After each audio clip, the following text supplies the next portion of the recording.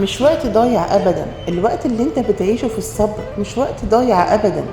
جهادك انك تتقبل وضعك ووضع صعب عليك برضا وقلب مطمئن مش وقت ضايع أبدا. وصبرك في انتظار العوض من رب العالمين مش وقت ضايع أبدا.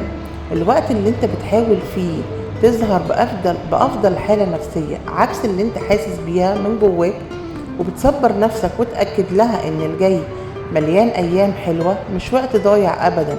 الوقت اللي انت بتشتغل فيه على نفسك عشان تطلع احسن نسخة منها مش وقت ضايع ابدا. خليك متأكد ان مفيش وقت بتحتسبه عند ربنا وبيضيع، لا ده انت كمان ربنا هيجازيك عليه بأحسن مما تتخيل وأعظم من صبرك كمان. اللي بيصبر بينول، وربنا شايف قد ايه صبرك وقد ايه انت مجتهد وقد ايه انت بتسعى وقد ايه انت متحمل وقد ايه انت بتمر بحاجات صعبة كتير. هو شايفك وشايف ده ومقدره وهيجازيك عليه كل خير.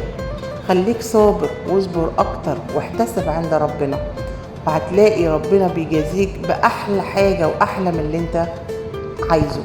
مش وقت ضايع أبدا.